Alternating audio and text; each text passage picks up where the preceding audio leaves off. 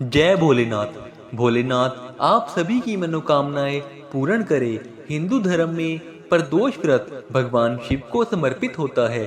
धार्मिक शास्त्रों के अनुसार जो भी व्यक्ति प्रदोष व्रत के दिन पूजा करता है या व्रत रखता है उसे कई गुना फल मिलता है। साथ ही उसके जीवन में सुख शांति भी बनी रहती है।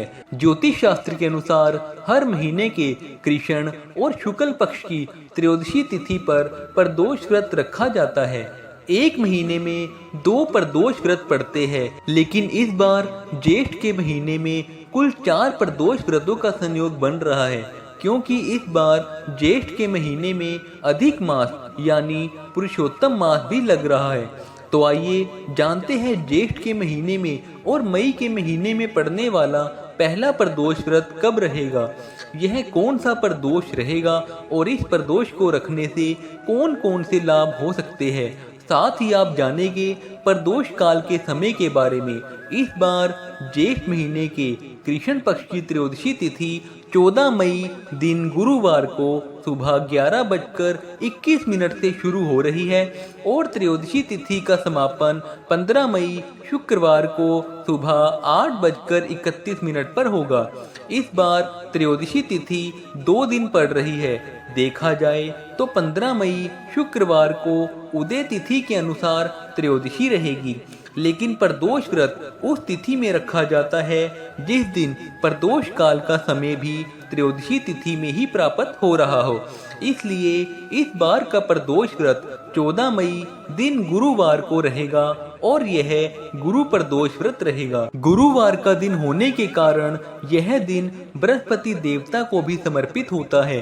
ऐसे में इस व्रत का महत्व और भी अधिक बढ़ रहा है, क्योंकि इस दिन व्रत और पूजन से जहां एक और भगवान शिव की कृपा से ज्ञान, सुख, समृद्धि, संतान प्राप्ति और शत्रुओं पर विजय प्राप्ति का आशीर्वाद मिलता है, वहीं यह व्रत कुंडली में गुरु ग्रह को मजबूत करता है और पितृदोष या फिर अन्य नकारात्मक ऊर्जाओं को भी समाप्त कर सकता है, जिससे जीवन में सुख शांति आती है। और इस दिन शिवलिंग का पूजन करने के अलावा केले के वृक्ष का पूजन और केले के वृक्ष में जल अर्पित करने से विशेष लाभ होता है। 14 मई दिन गुरुवार को ब्रह्म मुहूर्त सुबह 4:13 से 5:01 तक रहेगा।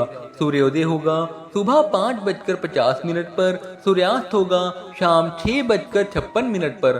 प्रातःकाल पूजा मुहूर्त सुबह 4:28 से 5:31 तक रहेगा। इस दिन प्रीति योग शाम 5:53 तक रहेगा। बाद में आयुष्मान योग प्रारंभ होगा। राहु काल दोपहर 1:30 बजे से लेकर 3 बजे तक रहने वाला है, क्योंकि इस दिन सुबह के समय द्वादशी तिथि रहेगी।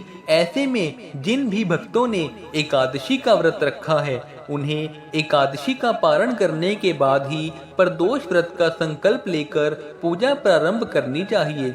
और इस बार 14 मई दिन गुरुवार को प्रदोष काल का समय रहेगा शाम 6:11 से लेकर 7:41 तक। तो शाम की मुख्य पूजा आपको इसी समय करनी है और इस समय के बाद से आप कभी भी प्रसाद ग्रहण करके व्रत का पारण कर सकते हैं।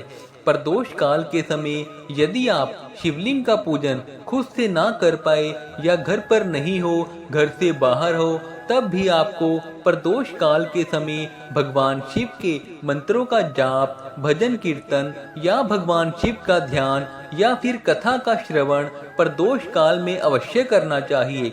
जिन भी जातकों के विवाह में बाधाएं, अड़चने आ रही हो, विवाह समय पर नहीं हो रहा हो या जिनका दाम्पत्य जीवन बहुत ज्यादा परेशानी भरा चल रहा हो, उन्हें आज के दिन प्रदोष काल के समय सच्चे मन से पूजन करना चाहिए। पूजा करते समय पीले आसन का प्रयोग करें या फिर सिर पर पीला रुमाल या पीले रंग की चुनरी रखकर फिर पूजा करें।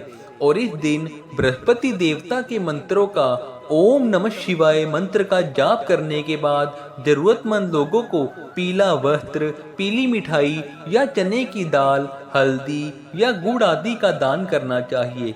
ऐसा करने से दाम्पत्य जीवन मधुर होता है और विवाह के योग भी बनते हैं। प्रदोष काल में भगवान शिव के मंदिर में गाय के घी का दिया जलाए और रुद्राक्ष की माला से ओम गौरी शंकराय नमः मंत्र का 108 बार जप करें। इनमें से आपके लिए जो भी संभव हो उस उपाय को आप कर सकते हैं। तो दोस्तों, यह थी आज की वीडियो। उम्मीद है जानकारी आपको पसंद आई होगी। ऐसी ही और वीडियोस के लिए चैनल को सब्सक्राइब करें और वीडियो को लाइक करें। धन्यवाद।